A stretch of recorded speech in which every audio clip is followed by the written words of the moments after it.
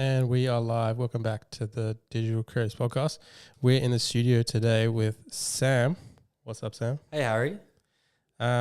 So Sam McGovern is a 22-year-old Perth-based singer-songwriter and guitarist. He studied at the West Australian Academy of Performing Arts, aka WAPA. He's a previous Voice Australia contestant. He's toured Australia, playing shows around the country. And in the last 2 weeks, Sam has gained over 100,000 combined followers on social media platforms, including TikTok, Instagram, and YouTube. In that time, he's also gained an extremely large jump in monthly listeners. So that's pretty insane, man. You're making me feel good about myself. So, yeah, I guess we'll go from the start, the music. So how did you get into music? We'll cover that, and then we'll get into the other sort of marketing Of side course, and all that. Yeah, classic. I just the basic story of, I guess, my dad bought me my first guitar when I was about 5 years old. A little Yamaha classical guitar, a very small one. Something that I picked up, and I remember not knowing what to do with it at the time. I've always said that's a very special. What age was that? About 5 years old. Oh, 5 years old. It was a very special feeling because I will never again, well, I hope not. I hope that I never again feel that, but I can remember that feeling of not knowing how to play a guitar that's now feels so natural to me. Yeah, it feels second nature. Yeah. But it started from there, and it was the progression of learning at school, learning from my dad. So you studied music at primary school? Yeah, I did like guitar lessons from about year 6 to about year 11. And I also did some vocal lessons at one point, but only for like a year. But I did go in the choir for for quite a while when I was a kid. But I quit when I was in year 11 because that stigma of he's the one guy that's in the choir. Oh yeah, at school. So you got some hate from other students? Yeah, I did. I did kind of. I don't know. It's. I don't know what it was, but it just seemed like it wasn't. People weren't liking what I was doing. It was just a weird idea. Being that age, and singing. I guess it's as a male when the choir's full of girls.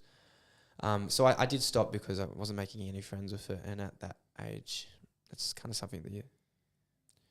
But yeah, but then I picked it back up, when I was about 18, 19.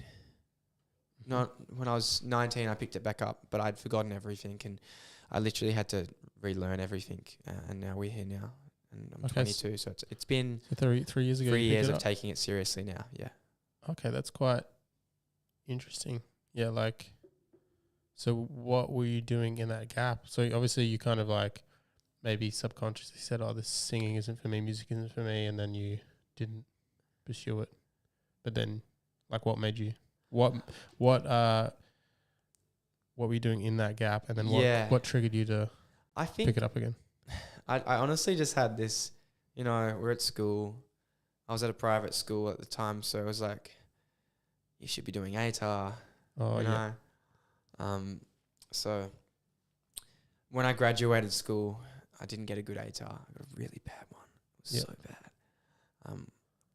Please don't ask me what it was. I don't think mine was too flashy either. Yeah, but hey, you don't need that. Honestly, there's so many things out there that we want to do that doesn't require that. But I moved down south to Margaret River when I was 18, and I've always been a crazy surf fan. Like, I love watching it, I love doing it, and just surfing as much as I can. Surfing and music were my two things. They're my pure passions that have come from just the love of doing it. Yeah. And I saw surfing as something that I could potentially take seriously. I was looking up to all these surfers, John Florence. I don't know if you're familiar with these names. Maybe I used to work at a surf shop. Oh, that was my first job. Awesome. Really? Whereabouts? SOS Surf in Fremantle. Oh, I know where that is. Yeah. Do you know John? No, John I Dyer, the don't. owner? Oh, okay. No, I don't know John. Sorry. He's the old guy, the owner, Oh, the legend. old proper. Yeah. Yeah. So I just moved down south because that's where the waves are. It's pumping all the time, and I tried to do competitive surfing and take it seriously. I had this big dream of I want to be a pro surfer. Like, imagine that, surfing, doing something you love as a job. Yeah. Imagine. Okay, so that's the kind of thing that you wanted Yeah. to take seriously. Okay, Yeah. interesting. And because I'd surfed all throughout high school.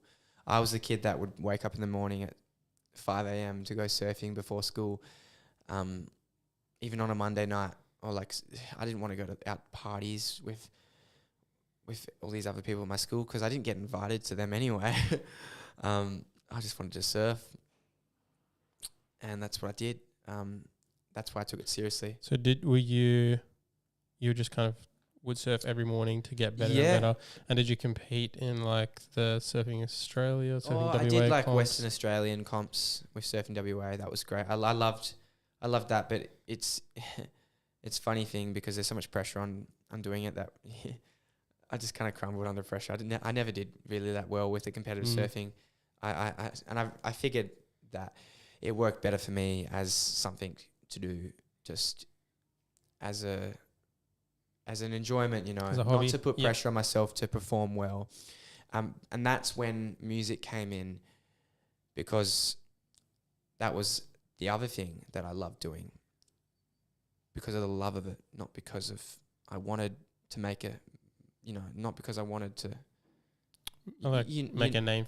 Yeah, it was just because I loved just generally playing guitar and singing.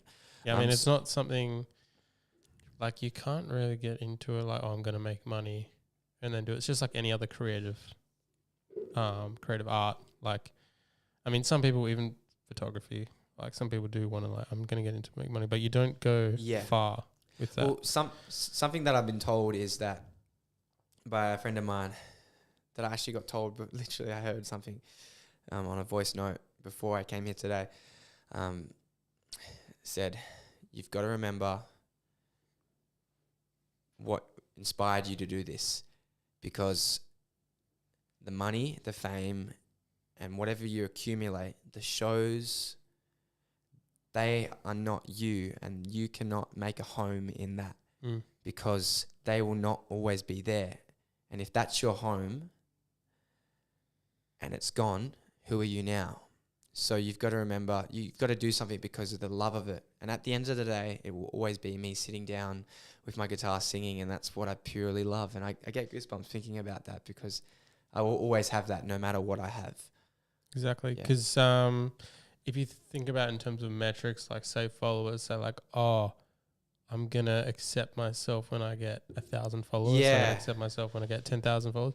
That will always come. And then when you get there, you're like, oh, well, I'm not going to be happy now. When you give yourself validation. Yeah. So, it's funny thing. it's doing it for the passion is always going to be there. It's such a weird world we live in too, honestly. People get taken seriously if they have a blue tick to their name, you know what I mean? I mean, makes you know what I mean? sense. Validation through social media. But But just because you might not have an amount of followers doesn't mean that what you're doing shouldn't mean something to you. This is just, you should find validation. It's just kind of the world we live in. Even like I talk about this in terms of the art scene in Perth. As a Perth artist, you can't be respected until you've been co-signed or respected by the US or overseas. Like, say if you're an artist or a painter, Perth, in general, like major Perth galleries won't exhibit you unless you've been exhibited in New York and Paris, and then you've been exhibited there. Now we can think you're good. So we can't even whatever art it is. It's almost like we can't just listen to your music, look at your art, look at your photos, look at what you create, and just know that it's good and push your work. We need a cosign. But from overseas, it seems. Why should it be someone else that validates your work? Why shouldn't it be the local? Something that I look upon is, something that I really like to do is all these people that might not be pushing my art right now. I like to get to the point where they do push it And then I asked them, hey, why didn't you push it before? Like, were you just catching up because it was trendy or something? I don't know. No, Like it's a thing. Something like Triple J, you know, like they haven't played me yet. Oh, really? One day they will, and I'll be like, hey, what about when I wanted you? I don't even know about like I have this thing. I'm not a big fan of Triple J. I mean, I like they're I won't the say number anything just one- in case they see this. they're the number one platform in Australia for probably music promotion. The thing is, there's a ceiling and there's a cap, and it's almost like there's that tall poppy syndrome thing even within Triple J, I think. And even if your focus as an artist is Triple J, and I've seen this before, you kind of get there, and then you're like, oh, why didn't I aim higher for worldwide market? Yeah. That's how I see things. Yeah. Definitely. It's just like if you're an artist here in Perth and you're like, I want to be biggest artist in Perth, you're gonna make music that fits the Perth market, and then there might be like a cap there, and you're like, oh, why didn't I just aim worldwide? Because sometimes if you make music that's like a worldwide sound, it's not going to be received as much here in Perth. But if you keep pushing and pushing and pushing, eventually it's much harder to get to that level. If you create a worldwide sound than if you created a Perth sound. But then it's always good to aim higher, I think. I know what you mean, but yeah, definitely. I think it's important to do your cool and keep doing your cool, whatever that is, even if it isn't cool. Yeah. But you know, even better. Yeah, that's do even your better. cool until Yeah. your cool is the cool, because it will eventually become that if you believe in yourself, you know, and if you have that belief that, you know, what you're doing has some sort of value to it. And say it might not be received well at the start from, I don't know, there's a few artists that I know. There's a guy called Ben Howard. He's an acoustic artist. And what he was doing was very different. It was like folky, but it was kind of like, I don't know if I'm talking out of my, but he was, this might be wrong or right, but pretty sure he wasn't received until he was, and then now he's one of the biggest acoustic artists in the world. On the world. Yeah. Okay. Yeah, I look at art and art promotion in this way. Like, I think you need to have two sides. You need to have the skill, and then you need to have like the marketing side, like the art and and then you got to have the marketing side. So you could like be a huge TikTok star. You can market yourself, but if you don't actually have the good sound at the end of the day, I don't think you're going to go that far. Yeah. It's actually better to have the skill and the sound, or in terms of music, and then once you have that, then market it, and then you can go really far. It's a funny thing. There's a lot of people that have amazing music, but it doesn't go anywhere. And that's generally because they haven't marketed it right. Because music is like marketing and music. It's got to come together to create the product. And without one another, it's not going to work. Mm-hmm. Fact. And I think what you're doing now, it's not really seen in your kind of niche in music, in like acoustic artists. Because I think with rapping or whatever, rapping, if you look at rappers, it's very much fits into like expressing yourself online, wearing the drip, wearing the gear, like on TikTok, like it's modern thing.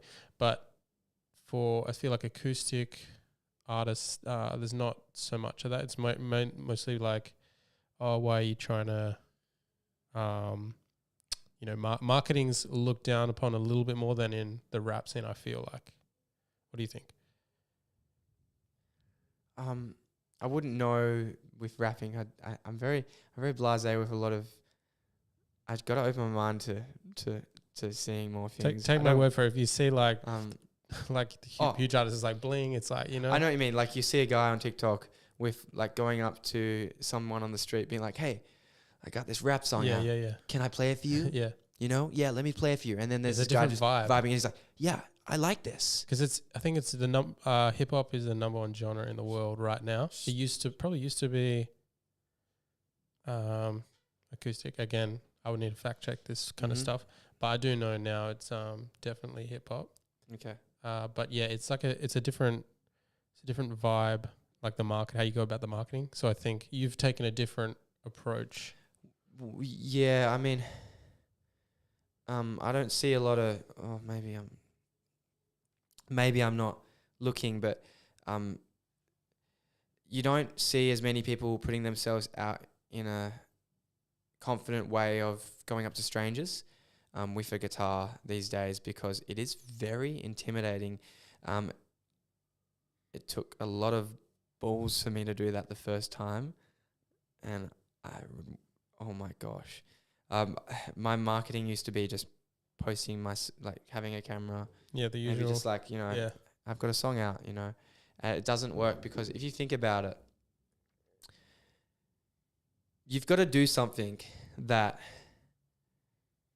people look at it and they're not going to click on it and they're not going to watch it unless they're like, for instance, how do I say this right without offending anyone or something? Okay, so,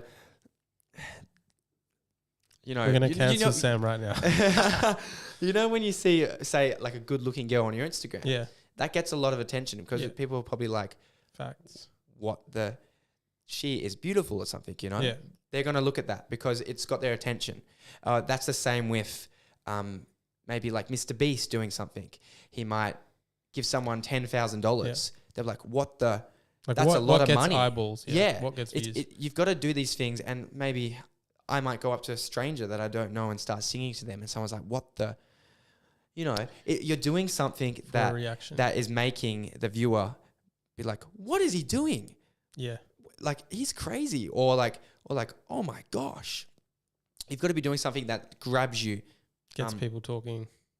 Yeah, and for instance, I mean, you're also, with what content you're creating is who you're also competing with in terms of getting pushed out. I mean, when I used to just post videos of me, just like, what was the classic one? Hey, I have this song out. This is my song. I've just released this song on TikTok or something. Have it in the background and be like, I got this song. Or do you listen to these artists? You might like my music too. That content it's quite easy to make. Or just singing to a camera, singing your song to a camera. I mean, it's quite easy to make. And it's not as attention grabbing. And imagine, say there's millions of people doing that same thing. You're saturated with a lot of other people that are doing that. So if you start doing something on a social media platform that not many people do and is quite crazy, you're not in amongst such a saturated market anymore, because do you know what I mean? Yeah, you're doing something different. Doing something different that's kind of got attention to it, and there's not 100 other people doing it. Yeah, it's out of the box. Yeah. Yeah, no, 100% agree. Because I mean, people are scrolling. Yeah. And it's the stuff that's kind of off the cuff. They don't really understand it. It might be awkward. It might be. It's more interesting, basically. Thinking, what's something that's got my attention lately? That stopped me, and I was like, oh my gosh. Okay, this is a video of my friend. He posted this, and this has got a lot of views. Okay.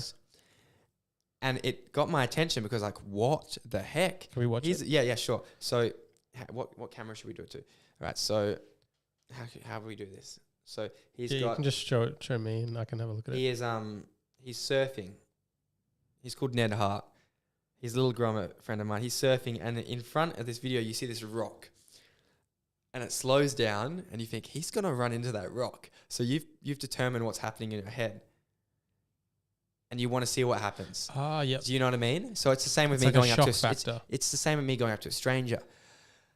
It's like they're gonna tell him to go away, or like this is gonna be really awkward. It's a shock factor. Yeah. Show the camera afterwards. So that's Okay, so going for a little barrel. Right? Oh yeah, he's gonna hit the reef. Yeah, but you're like, what's gonna happen? But he comes out and just doesn't do anything. Oh. So yeah, you're like, oh, surprise. I reckon you can zoom in. I'll put it on. You put it on later. Sure. No, it's that got my attention. It's the the shock factor, like Yeah, a shock factor of the rock, definitely. and it's like it's The not slow-mo a too. regular surf video. No. Also, I think it's about studying content. Like you've probably watched a lot of content, and then you kind of maybe wrote down what works for your niche, your market, and then did that. Yeah, it's kind of looking back to what I've done in past and being like, oh, I posted like loads of these and they didn't work. And then you post one and it goes really well, and you're like, oh, okay. Obviously, people like me going up to strangers and singing to them. I hope that doesn't last forever because I don't want to be doing that forever. But still, it's working, so sure. Yeah. So, can you talk us through one of the latest videos that you did where you went up to a woman and I think it's gone viral? Yeah, it did go viral of some sort. Okay. So, the hate comments on this video. Oh, should we read out a couple? Okay, read out some hate comments. Well, let's do the video first. So pretty much, I'd gone up to this. I saw this lady sitting down. But you planned, talk from the beginning. So you plan to go out and make content? Yes. So I saw a guy's done this before me, of course. I mean, and like kudos to him. But he's done it in a different style. I think he's called Will Cullen. He's gone up to strangers and asked them what song they like, and then he plays the song for them, which is quite impressive, really, with him just bringing that out. But I thought, hey, I'm just going to do that, but with my own song, because I want to promote my song, not someone else's. So pretty much, I went out with my guitar, with my phone, and I'm lucky. I had a phone that broke recently, but I took it back to the store and I got it fixed. So now I luckily have 2 phones, and this old one is really bad, but it can still film videos now. So I hired a camera somewhere, and then I would go up to this lady, and I have a little microphone on somewhere. I should be telling people the secrets to making this, but and I literally just start singing to them, and it's so random and out of the blue for them that they're like, when you capture the pure reaction that is not staged and it is just literally what has happened, and their reaction is it can be so good, and that was really good. She went to go on the phone to the bank apparently because she's been on the hold for ages, and then she just hung up. She was just like, she started laughing. It was so funny. And I didn't expect that to go any well though. I mean, but now it absolutely blew up on Instagram. Like, it's got nearly 4.5 million views on Instagram. It's got less on TikTok. It's got like 2.5 million views on TikTok. And I've gained 50,000 followers in literally on Instagram in just over a week. Wow. But yeah, it's pretty crazy because I didn't really plan. My goal for April, I don't want to like put emphasis on this, talking about this, but I have many goals. I have goals about where I want to be, what I want to do. I want to be here. I want to move here. I want to have this many monthly listeners, and they're just to keep me motivated and keep moving. But one of these many goals was to have like a 10,000 following on Instagram by April when I moved out of WA, and I've just smashed that. So wow. And then after I smashed that, I said, okay, 20K by the end of the year. So doubled it. But the thing is, this has come from a lot of planning and actually setting out steps to get there. But yeah. Well, I thought when you sat down with her, was she already on the phone call, or she just, because I thought she thought, oh, who's this random guy talking to me? So she picked up and pretended to be on the phone.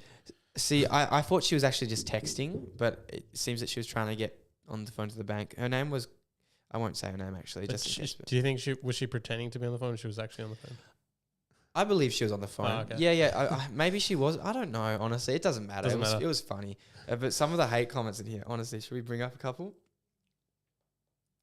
Yeah, read out some hate comments. Okay, we'll read out some hate comments. Wait, let me just look at the camera. All right, this is Sam McGovern reading out some hate comments on his TikTok that went viral. All right. Okay, I'm trying to find one. There is a lot of lovely comments. There is a lot. But here, I think we got one.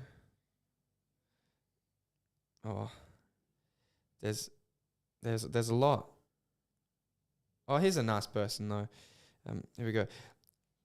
Can you beep this? Can I swear here? Yeah. How fucking hard is it to be authentic? Why stage some fake encounter for likes? How about just get a gig somewhere and post a clip from your show instead of a bogus Fugazi bullshit? What else?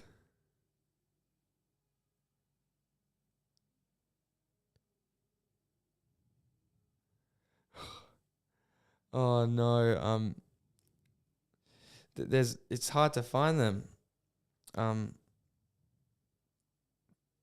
So that means there's a lot of good comments. There's a lot of good comments. We'll focus on the hate. There's a lot of good comments. Honestly, there's a lot of people that would like from Brazil, like all around the country, just like literally being like, "I love this song." Because I mean that clip, it just really shows how good your song is. Because it's like a random person, they hadn't heard it before. Yeah, they're sitting there right with you.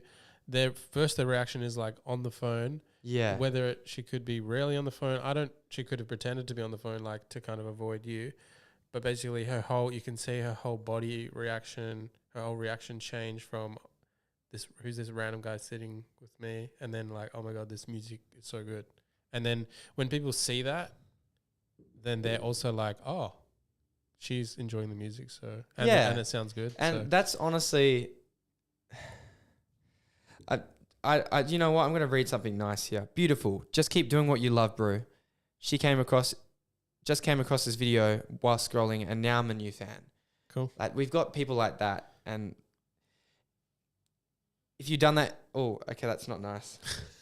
If you've done that in Dublin, you would get punched in the face. It's bullshit. It's all set up, not even on the phone. So, but look, it's important to not read into the hate though, and it's important to use that as fuel. Yeah. Because what sort of person wants to bring someone down? You know, they've obviously got their own things going on, you know. I actually think, one, it's important not to look into the good comments or the bad comments. Just do it because you're happy doing it, you know? Yeah. Obviously you want views. Like, let's be honest here. Like, you want more people to listen to your music. You know, the more hate you do get, the more you know you're doing better, you know? It's true. Like, even with one of my videos where on the page for this platform, Digital Creators, I go out and take videos of people's outfits. Okay. The one that was getting the most hate got like the most views and 350,000, and it's on like the top fashion blah blah blah. And I was like, wait a second, that got the most hate, so should I intentionally make people hate? Well, I don't think you can do that either. I think you just got to make content. It's just the more hate you get, the better you're doing. Honestly, it's just views. Just think of it, and people they listen to your song, even if they hate it. It's their loss. They've watched it. You're here giving you my time. No, they're giving me their time. Sure, I mean it's their loss. But in terms of what did you ask before? Oh, I was saying it's important to not focus on the good or the bad and just create. Yeah, but on top of that, I appreciate. Oh, do you want to comment on that first? I had the thing. The idea with at first I did this video because, you know, I knew that it might do all right. But then it got to the point where I recorded one the other day. I won't say what it is yet. Yeah.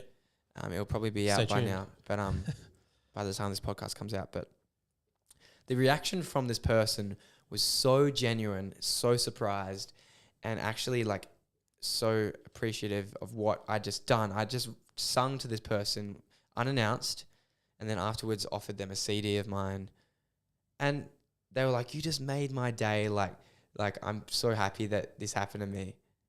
And at the end of the day, that's the best thing coming out of these videos. To me, honestly, like that is the best thing, to knowing that one person right in front of me in actual real life, not on the internet, the person that I went up to and sung to, like actually appreciated this, and they like it made their day, and that's all I wanted. It was great. And the second thing I was going to say with the negative comments, I actually don't mind. Like I enjoy negative comments that are like critical feedback. I actually like that if it's from a person who actually wants to see you improve. But then in terms of like the hate comments online, they don't really mean anything to me. Yeah. So yeah, that's kind of my view on the hate comments. But you obviously don't let them get to you. No way, man. I'm happy to say that I'm so fulfilled in myself in terms of knowing that I'm not doing this music I'm not doing this music for the likes, for these views. I'm leveraging it, but I'm doing it because I love it. And I'm not going to let someone that tells me to go get a job make me go get a job, you know? Like, I don't care. I love this so much. Like, this is literally the purest form of passion for me. And I honestly just laugh. If someone says something stupid, I like literally laugh. And then I look in the mirror and I say, I'm going to use that as fuel. Yeah. Because you know what? You're going to show them. I'm going to show them. Yeah, you can't. If you react and comment, it's not going to do anything. But if you like improve yourself and you're like, one day you're like, this kind of big artist. I've really been looking up to. I mean, they could be fans one day. Yeah. Hey, and I don't hold grudges to stuff like that either, you know. I recently went through a situation on New Year's where some people weren't very kind to me, and but still at the end of the night I showed them kindness even though they had not, you know. And I checked if they were okay, because it's important to not, man, life happens and you move on with things, and it's important to, you know, just try to stay positive with everything you do, and no matter what the situation is. I don't know. I think that's important as well. Even if they hate on you, it's not good to like lower yourself down to their level and hate back. Definitely not. Just show them love anyway. Even like, they could be struggling with something, had a bad day. Yeah, that's something that I understand, that if someone actually is, you know, that they've usually got their own stuff going on, so just steer clear of it. But yeah. And what are some other... I had a water hiccup. Oh, that's all good. Yeah. What are some other videos that you've done recently, like that have done quite well or that have been interesting? I saw one at Cottesloe Beach. Can you tell us about that? Oh, that's funny. That was so funny.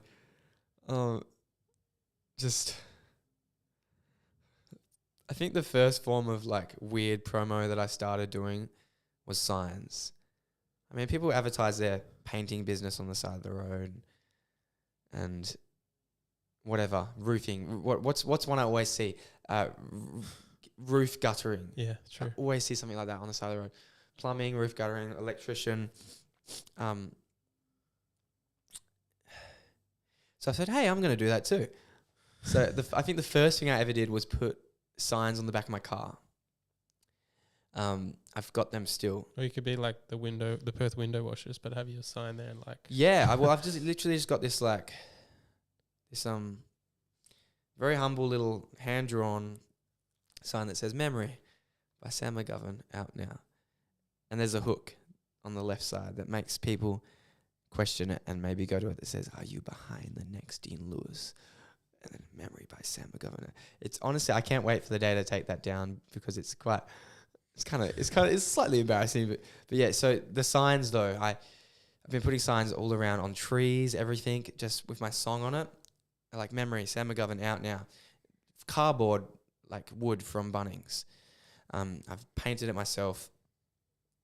I decided to put one on the Cottesloe pylon, because I'm like thinking to myself, where can I put it that's going to get attention? You know, that's kind of silly, but it's legal still, you know, like I'm not going to go to jail. And I was like, yeah, let's put it there. Sure. That was pretty funny. I enjoy that. That's kind of... Did you get in trouble? No, nah. The Cottesloe sign? No. I thought there were lifeguards or something. Oh, that was surf lifesavers. They just told me to get down. Oh, but they didn't tell you to take your sign down? I left it there, but someone took it down in the end because it's it's not going to stay there. So Yeah. I didn't mind. It was I did see one driving on West Coast Drive through Cottesloe on a tree. the tree. Yeah. That's not there anymore. Someone took it down. Look, Oh. I found them. I know who took it down. Look at this. Saw this recently. Was it one of the residents? I don't know. It's You just can't put No, look, signs look, on look. trees. Tags. Look. Yeah, where are they going? Look at these boys. They got it.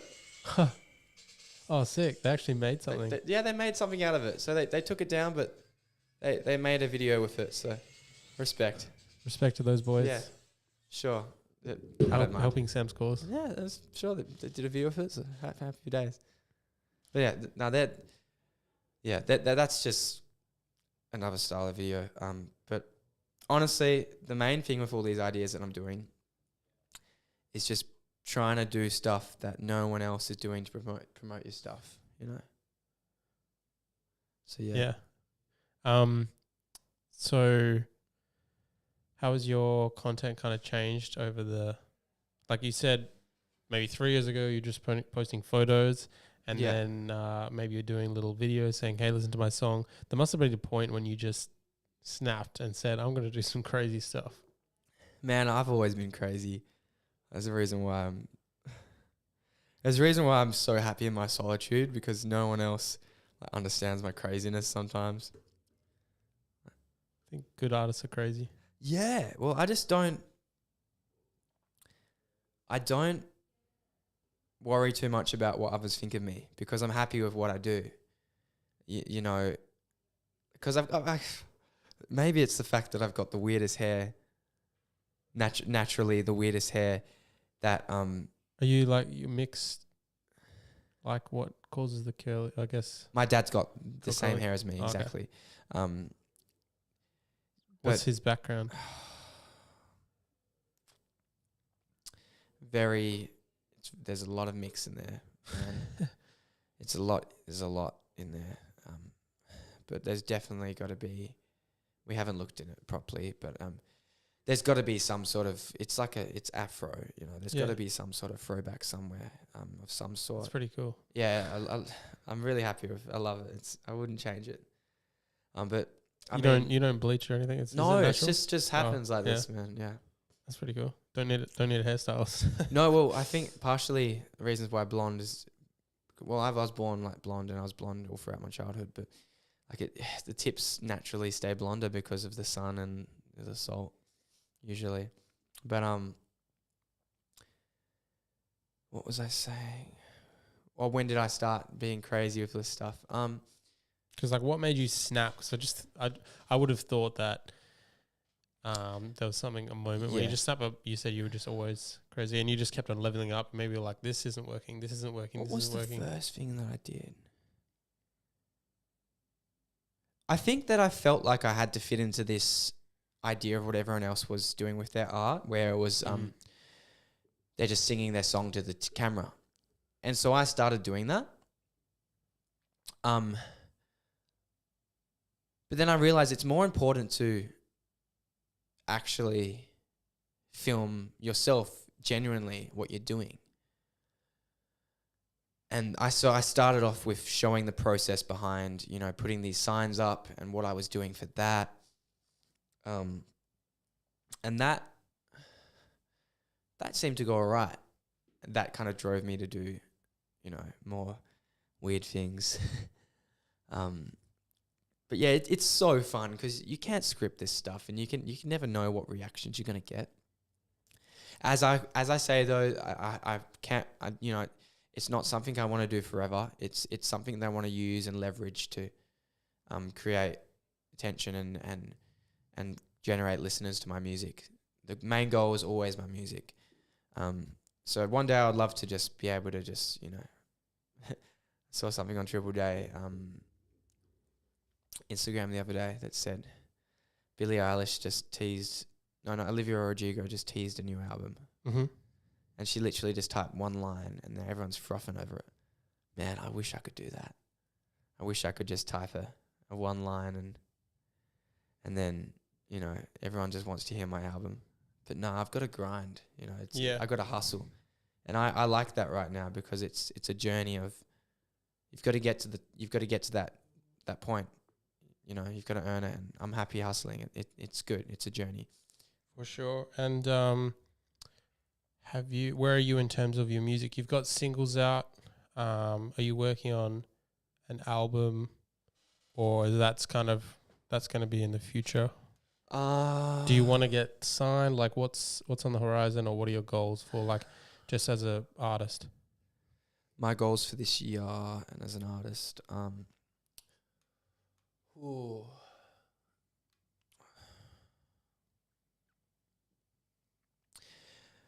really, I set down my goals for this year. I've always got my long-term goals. Mm-hmm. I'd say that they were all once dreams. All these things that I saw were dreams. Honestly, like going on a TV show like The Voice. Oh yeah, how did that come about? Like, when was that, last year? Yeah, that was aired last year. I'll let you. I'll tell it in this. Should we talk? We'll chat about that afterwards, maybe. Oh yeah, okay. Yeah, sure. These were things. These were all dreams. I mean, in terms of on The Voice, I remember being a kid and being like, "Oh my gosh, that's insane! I want to do something like that." That was a dream. That was a pure dream. I had no idea how to get there. I wouldn't have got there unless I turned that into a goal. Do you know what I mean? Everything that we want to do in life isn't achievable until you set a goal and then steps to get there. Yep. I've been very serious lately about being scheduled and taking everything seriously. Someone that I'm really frothing, taking inspiration from lately isn't actually a musician. He's very much the opposite. Have you heard of David Goggins? Yeah. Yep. Man, that guy's hardcore. He gets stuff done. And he's very disciplined, and that's something that I was brought up very disciplined, and from all the years of my dad telling me to turn the lights off, turn the fans off, make my bed, clean up that drip of water on the table. Honestly, intense stuff. Like, it's blown out of proportion to what I just said there. I actually appreciate that and I value that because it's made me have a good work ethic. Yeah. And I can really, when the time comes, I can set myself down and if I truly want something, like if I actually truly want something, not just like slightly want it, if I truly want it, I will make it happen. And I've been getting a lot of inspiration from that David Goggins guy lately. Like it's so inspiring to see what he came from and what he is now, and taking inspiration from that into like a music industry and being like, hey, I want to do it, you know, and I will do it. Like I will work hard for this. But yeah, so the goals for me right now, I want to get to a point where everything that I do is just original music, because in terms of pure income too. Are you working at the moment, or? No, I do music full time, but. So you earn through gigs and stuff? Yeah, I see. The thing is, I do like corporate functions and weddings on the side to create a stable income, which is great. I love it, but you want to? I want to do my own shows. Yeah. I would love to do a tour. You know, like I do tours still, but I'd love to just do my own shows and create income and money through my own music, just to a stable point. Nothing out of proportion. You know, that's a goal, and I've got steps to get there, but it's not achievable until that's more of a process. That's not just going to happen overnight. And how do your parents feel about your music journey and that sort of thing? They really, I couldn't have more supportive parents with my music at all. I'm really grateful for that, because my dad, he also did music when he was younger. Okay, cool. He plays guitar and he sings, so he's got that musical input. And my mum, she's such an angel, man. She's always there supporting me. She's harsh too. Like she'll be like, "No, I don't know if I like that song. I don't know." But she loves my stuff, and she's really supportive, and she's they just want the best for me with my music, and Yeah. I couldn't ask for any more better parents, and That's good. Really happy to have that. And in terms of the voice, like I do want to just know about that. Yeah. Because you were saying you don't want to make it, part of your brand that much, but it was a thing that you did. Yeah, it's funny. We were talking all before this, jumping on here now. I love it. That's something that this is totally off topic, but you know how we're like, hey, how you doing? Like to each other at the start. It's like we've just been talking for a whole hour beforehand. So now we go. But but before, when you asked me that, that was an amazing experience, and I'm very grateful for it because it really opened my eyes to this industry and a whole new world of meeting other artists. But yeah, I mean, I did all right with it. I turned some chairs and I was happy with that. Can you talk us through, because I don't actually watch The Voice too much. I just know artists come on, they perform in front of judges. Did you have one, like you went out for one performance, or like, and can you talk about that? Oh yeah, so I just who did were the my judges and I whatever? did my blind audition. I sung I Still Haven't Found What I'm Looking For by U2. And there was Keith Urban, Jessica Mauboy, Guy Sebastian, and Rita Ora. I had two of them turn around, Keith and Jess. And then I went on to sing my song again, just in front of Keith. And that was the next episode that I sort of did. And then after that, I left the show because I was kicked off. But the biggest thing for me after the show was like, because I was getting recognized for being on that show. Yeah. And sorry, I drank a bit too much water. Oh, that's all good. It's a good thing though, drinking water. And then I was getting recognized for being on The Voice.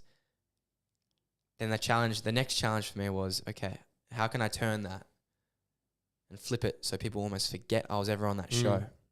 Because I want people to forget that. I want people to forget that entirely and know me just for my music. And that has been happening lately, and that's all that's happening lately. I've managed to leverage this new song, Memory.